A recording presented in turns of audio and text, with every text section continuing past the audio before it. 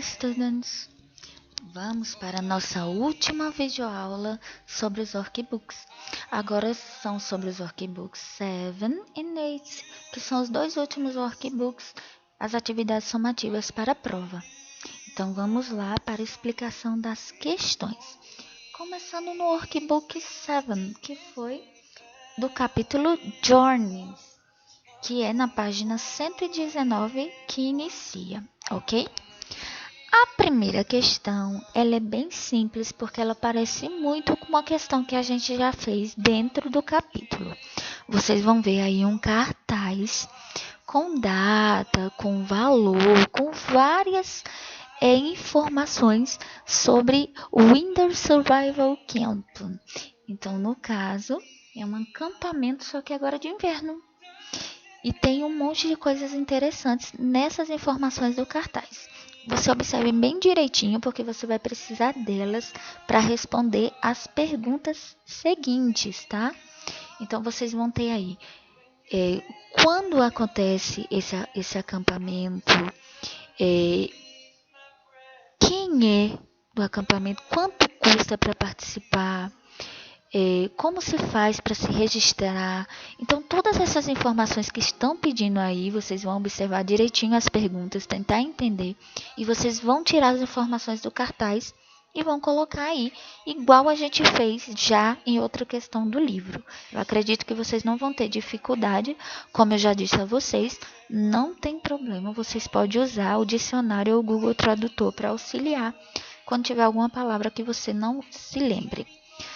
O número 2 e o número 3 também é relacionado ao cartaz, certo? Então, vocês vão ter aí perguntas. No 2, por exemplo, what are you going to learn at the Winter Survival Camp? Então, o que esses jovens aprendem nesse acampamento? Então, são informações também que vocês podem tirar do cartaz, pelo que eles fazem lá, e aí você pode colocar aí o que você acha melhor, o que eles aprendem lá, o que vocês acham. A terceira é uma resposta bem mais pessoal. Você gostaria de ir para um tipo de acampamento desse? E aí, dependendo da sua resposta, se você vai colocar yes ou no, obviamente, então você vai ter que colocar também por que sim e por que não, certo? E aí eu já dei uma dica a vocês como vocês podem fazer isso. Vocês podem, de repente, fazer a resposta primeiramente em português.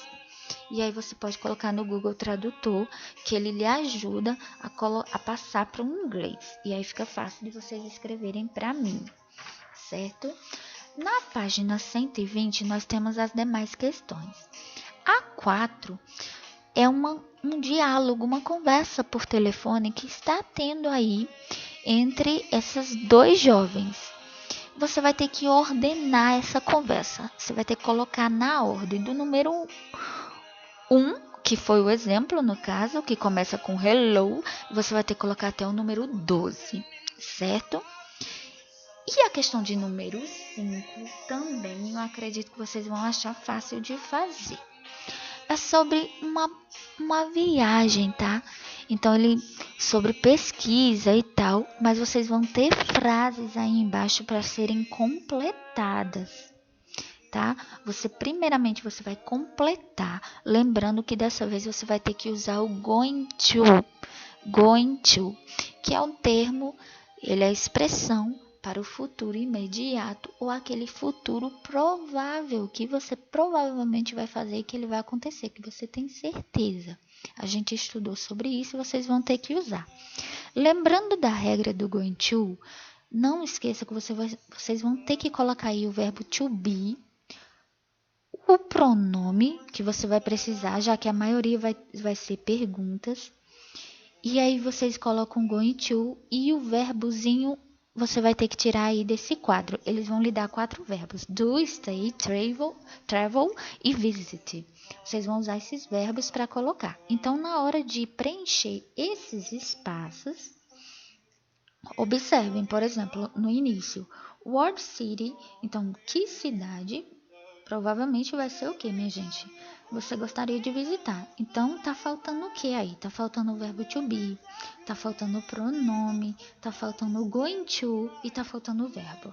Então, é isso que você vai colocar. Seguindo esse exemplo, você vai colocar os outros também, que vai estar faltando as mesmas coisas. Verbo to be, pronome, going to e o verbo. Lembre-se que o verbo to be tem que concordar com o sujeito, certo? E aí vocês completam tudo direitinho. Eu não coloquei a letra B aqui para vocês fazerem, então não precisa você fazer se você não quiser, certo? Só se você quiser fazer, mas eu não coloquei como obrigatório, por isso que não coloquei aqui na videoaula. Agora vamos para o workbook 8, que é o workbook desse último capítulo que estamos estudando, que é o Native Peoples. Então, a gente já entendeu que são povos nativos. E a gente começa com a questão gramatical. Gramatical por quê? Vocês vão ter que completar o texto. No livro de vocês está mais bonito. Tem um bannerzinho com desenho e tudo. Vocês vão completar aí esses espaços com o verbo to be. Apenas o verbo to be. Só que o verbo to be no passado, né, gente? Então, lembre que a gente utiliza o was e o were. O was para singular e o were para plural. Então, não vai ser muito difícil, não. Você vai colocar, vai observar aí e vai colocar de acordo com o sujeito. Se ele estiver no singular, você vai usar o was. Se ele estiver no plural, você vai usar o were. E aí, você consegue já fazer essa primeira parte. A segunda parte complica um pouquinho mais, mas também não é difícil. Você vai responder essas questões baseadas nesse texto da questão 1. Então, você pode responder com resposta curta, por exemplo. Sempre utilizando o verbo to be no passado, que é o que estamos aprendendo. Você pode responder com resposta curta ou então apenas colocar o que ele está pedindo. Então, nenhuma dessas opções vão ser respostas longas. Todas são pequenininhas. A terceira, que ainda é nessa mesma página 121, vocês vão fazer frases, certo? Vocês vão fazer frases aí na letra A, B e C, expressando ações habituais do passado. E vocês vão ter aí algumas ajudinhas, porque tem algumas outras frasezinhas que ajudam às vezes sobre... por exemplo, na letra A, now many of them live in cities. No caso, agora, muitos vivem em cidades. Então, no passado era o quê? Aí você vai tentar fazer uma frase, entendeu? E assim, a letra B, today they buy fish from supermarkets. Então, hoje as pessoas compram o peixe no supermercado, no açougue, antigamente. Aí você vai tentar fazer essas frases no passado, obviamente, em inglês, né, gente? Então, preste bem atenção que você consegue fazer direitinho. Na outra página, que é a 122, nós temos mais duas questões, que também estão fáceis, tá? A questão de número 4, vejam bem direitinho. Vocês têm aí... já vai aparecer logo o texto, que são artigos, estão vendo? Tem uns artigos aí, United Nations Declaration of Rights of Indigenous Peoples, ou seja, é uma declaração dos direitos dos povos indígenas. Então, eles não colocaram inteira, eles colocaram os artigos principais. Então, vocês vão ter que identificar aí esses artigos sobre o que está falando, para vocês poderem responder.